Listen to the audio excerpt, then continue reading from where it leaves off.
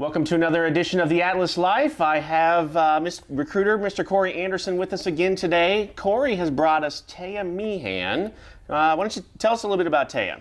I met Taya, it's been right at 2 years. We were just laughing yesterday about how quick that has flown by. She was referred to me from another awesome nurse, and she's been grinding ever since. Awesome. So about what, you said 2 Right years at now? 2 years, yep. Right at 2 years now. Yep. So specialty started out as med-surg, and Yep. then how has that progressed? So she started with med-surg, and then she worked in some telemetry units, and within this last hospital, she's actually moved from like a tel unit to an acute care float pool. So Interesting. got out of her comfort zone a little bit, but thriving now. So How did that work in between contracts? Was it more difficult, less difficult, trying to, knowing that she was making these transitions? Sure.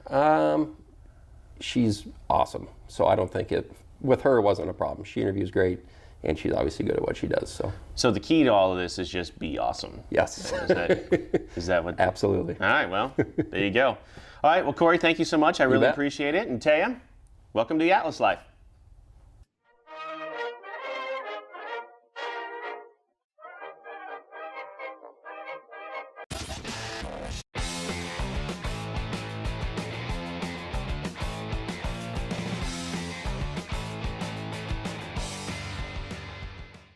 Okay, Taya Meehan is with us today. Taya, now walk me through this. So you've been with us for about 2 years now, right?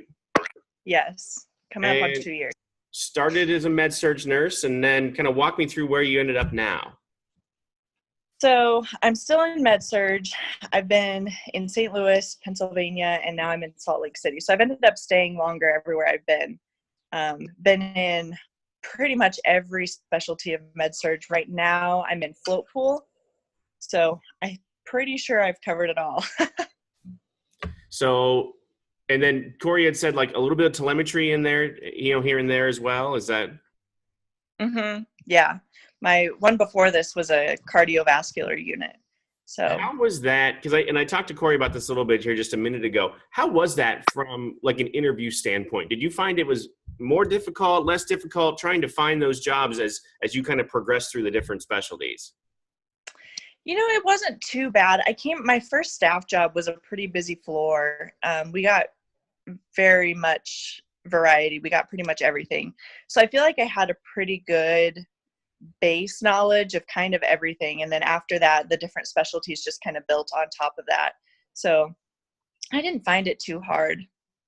I know that's a question that comes up from time to time is, changing specialties or, that type of thing isn't always the easiest as a traveler, but it's good to hear that, it really wasn't that difficult finding the next contract. I think having a good base knowledge was key in that. And it was a busy floor.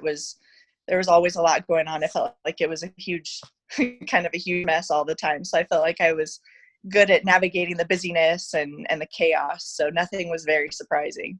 Good. Excellent. So then how did you connect with Corey in the first place? So I got Corey's name actually from a girl that I went to high school with. And I moved away for college, and then she ended up getting a staff job in my town. And so I had seen on social media that she was traveling, and I was just like putting my name into databases, and that was pretty overwhelming. So then I was like, I need somebody with like a personal contact that they worked with them and they know. And so I reached out to her, and she gave me his name, and I don't know if I emailed or called or whatever, but he called me back, and we hit it off right away.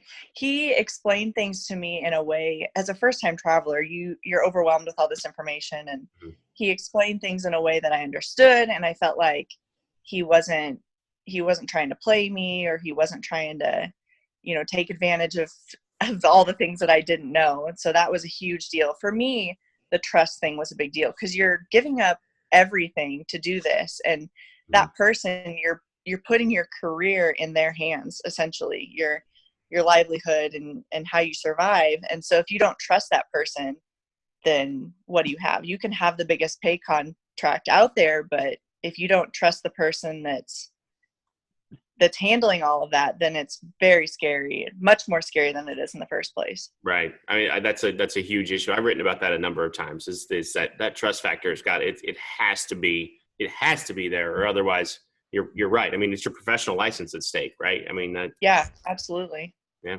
So then why, I know you made that connection. Why did you decide traveling is for you?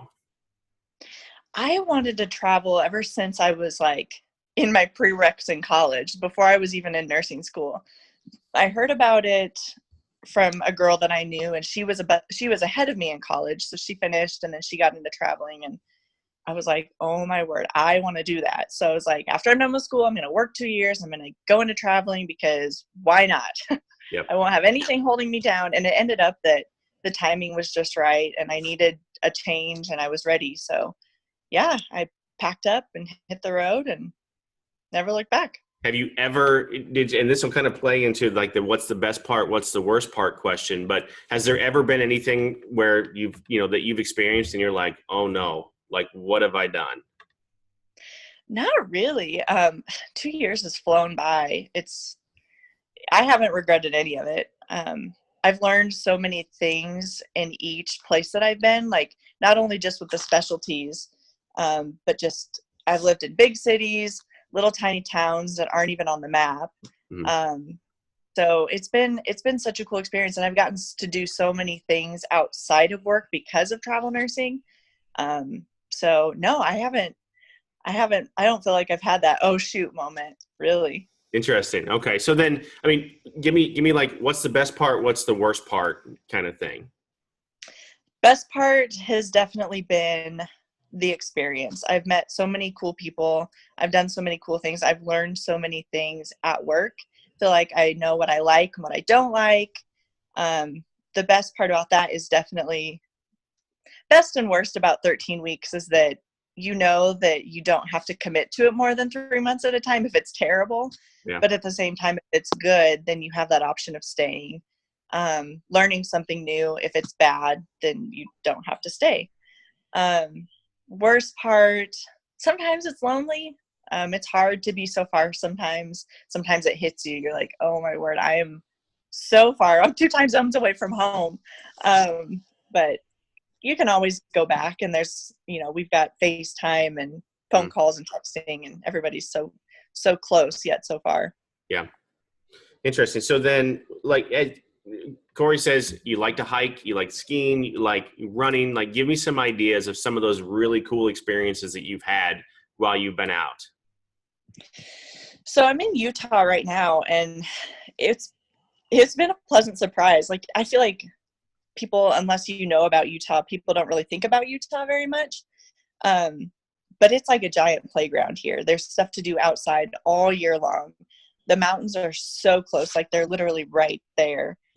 So to get to ski resorts, I mean, you think Colorado, in Denver, you're a couple of hours from the ski resort sometimes, but here you're like 30 minutes. It's so close. It blew my mind. And then hiking outside in the summertime, it's beautiful all year long.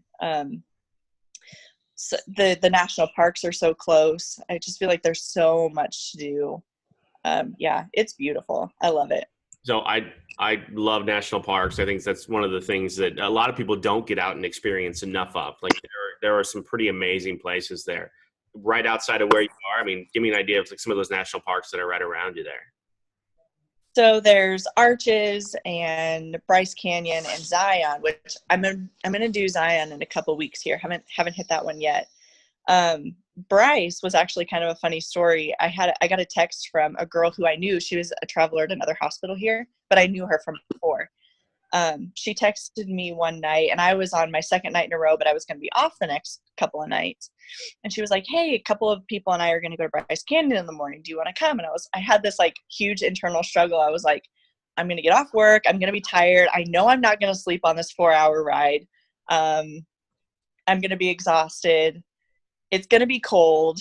Like, I was like, okay, well, where are we going to sleep once we get there? And she's like, oh, either in a Jeep or a yurt. I'm like, a Jeep or a yurt? It's going to be 10 degrees. Like, I'm not going to sleep. This is going to be horrible. But I was like, if I don't go, I know I'm going to regret it. Like, I was just going back and forth. My patients that night, they were even like, are you having a bad night? I was like, no, I'm not. I'm really stressed, and here's why. And I had this one guy, he was like, you need to go. You're going to regret it. I was like, I know. Okay, fine. I'm going to go. So ended up going, and it was a blast. Like, we had the most fun. I don't think any of us have laughed that hard in a long time. We woke up in the yurt that next morning. It was 4 degrees outside. Our fire had gone out overnight. Like, it was ridiculous, but it was so much fun. Just that spontaneous, crazy trip. And yeah, it was a blast. So that's my Bryce Canyon story. And I think there's stories like that. I've talked to a ton of nurses doing these things, and just over the years of doing this too, that have stories just like that. Like, you just got to go do it, right? You just have to. Yeah. It's out of your comfort zone, but just go. Yep, definitely. And I'm like a huge planner, pretty much type A. Like, it's not like me to do that kind of stuff. So I'm so glad I did it. It was a blast. Awesome. So last question, and this will probably be the hardest one. Like, through all of this, nursing career, travel career, everything, like, what's been the one thing that's taking you the longest to learn? I think because I'm so organized and planned, and that's my nature, it has been just kind of being okay with being uncomfortable. In a work environment, you're thrown into this place and you don't know the people, you don't know the floor, you don't really know what's going on, but you just you do your job and you figure it out along the way. Not knowing where to live, a couple weeks sometimes before you go to a place, just realizing that it all works out, you'll figure it out. Yeah, that's not like me. So the last couple of years of being okay with that and learning to be uncomfortable with the unknown has been the biggest challenge, but it's okay. It always works out and you learn. And then here you are, right? I mean, it's Here 2 you years are, later. 2 years later. Yeah, 2 years later. So awesome. Well, Taya, thank you so much. I really appreciate it. Have fun out in Utah. It sounds pretty amazing out there. It really is. You guys should come. I know you were out here couple months ago now? Yep. And we had a blast. So come on back. I need to make it out there. So maybe one of these days I'll make it out there. So, all right, right, do Taya. it for sure. Thank you. Thanks so much. Bye. Bye.